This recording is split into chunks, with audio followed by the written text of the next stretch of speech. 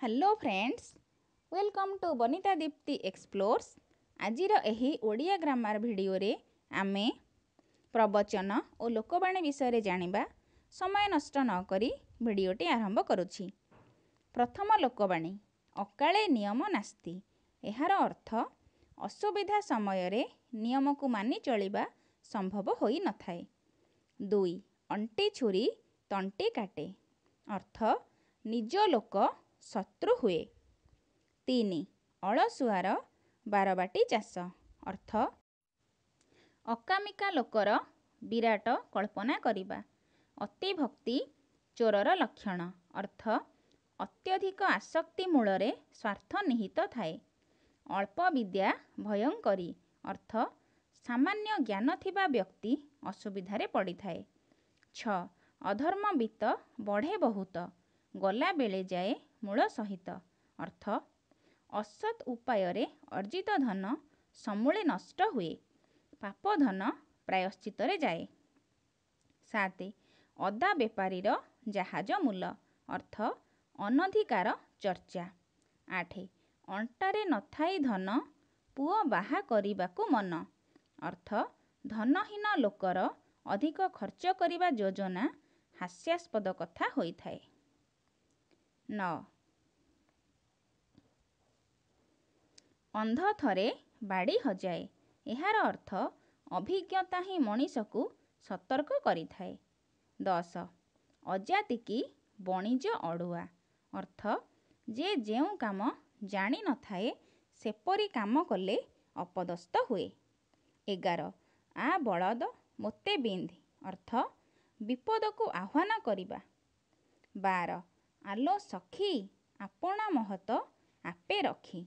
अर्थ आत्मसम्मान रक्षा प्रत्येकंकर निजस्व दायित्व। 13, आतुरे नियम नास्ति। अर्थ असुविधारे पड़ी नीति नियम भंग करिबा। 14, आपना सिंघरे माटी ताड़िबा। अर्थ स्वावलंबी हेबा। 15, आगत चढ़ेईकी बेसर बटा। अर्थ जिनिस न आसिबा पूर्वरु प्रस्तुत हेबा। 16, ईश्वर जहाँ करती प्राणीर मंगल पाई। अर्थ ईश्वर समस्तंकर मंगलकारी। 17, ए वर्षर मळु आर वर्षको वैद। अर्थ मनीष अभिज्ञतारु अनेक कथा शिक्षा करे। 18, एका माघके शीत जाए नाही। अर्थ सुजोग बा दुर्जोग थरे आसे। 19, एमन भाबु थाई जहा काले प्राप्त हुए ताहा। अर्थ मन अनुसारे फल मिले। 20, एक मन हेले समुद्र सुखे। अर्थ एकता बलरे असाध्य साधन करी हुए। 21, ओध संगे बणभुआ बाई। अर्थ समर्थ लोक सह असमर्थ लोक सांग हेबा। 22, ओट मुहरे जीरा। अधिक खाउथिबा व्यक्ति को कम देबा। 23, कथा माजिले मोट, कथा को धरी बसिले ताहा बड़ हुए। 24, काहार पुषमास काहार सर्वनाश। अर्थ जनकर लाभ बेले अन्यर क्षति सहिबा।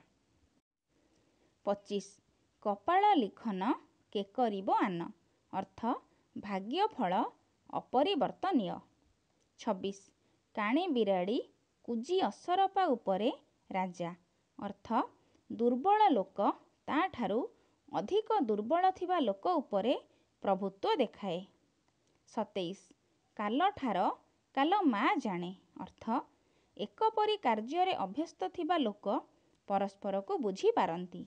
28, कष्ट कले कृष्ण मिले, कठिन परिश्रम कले निश्चय सिद्धि मिले। 29, कौरवंकर खाई पांडवंकर गाई। अर्थ जनक ठारो साहाय्य नेई अन्यर काम करिबा। 30, किचक बाहु बळे विराट राजा। अर्थ अन्यर साहाय्य बड़ हेबा। 31, खोल पर्वत मार मूषा। अर्थ सामान्य कार्य पाई कठिन परिश्रम। 32, खजुरी गछर कि गुण गाइबी मूलरू पाहाच पाहाच। अर्थ ମୂଳରୁ ଯେ ସମ୍ପୂର୍ଣ୍ଣ ଅସଜଡ଼ା ତାକୁ ସଜାଡ଼ିବାର ବାଟ ମିଳେନା। 33 ଗଙ୍ଗା ଗଲି ଯେତିକି ଫଳ ପାଇଲି ସେତିକି ଅର୍ଥ କାର୍ଯ୍ୟ ଅନୁସାରେ ଫଳ ପାଇବା।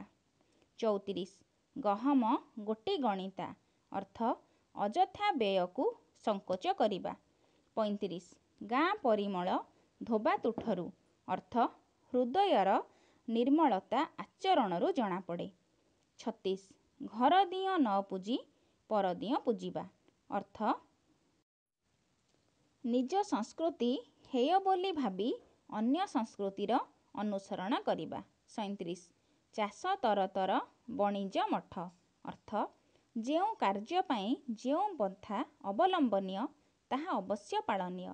38 ଚିନ୍ତା ଖାଏ ଗଣ୍ଡି ଲୁଣ ଖାଏ ହାଣ୍ଡି ଅର୍ଥ ଅତ୍ୟଧିକ ଚିନ୍ତା ସ୍ୱାସ୍ଥ୍ୟ ହାନି ଘଟାଏ। 39 ଛୋଟ ସାପର ବିଷ ଟାଣ ଅର୍ଥ ଛୋଟ ବୋଲି କାହାକୁ ଅବଜ୍ଞା କରିବା ଅନୁଚିତ। 40 ଢୋକେ ପିଇ ଦଣ୍ଡେ ଜି ଅର୍ଥ ଅତି କଷ୍ଟରେ ବଞ୍ଚିବା।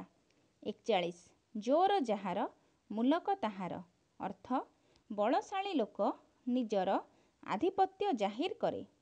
42 ଟେକା ହାତରୁ ଖସିଲେ ଅଣଆୟତ ଅର୍ଥ ଥରେ ଭୁଲ କାମ କଲେ ଆଉ ସୁଧାରିବା କଷ୍ଟ।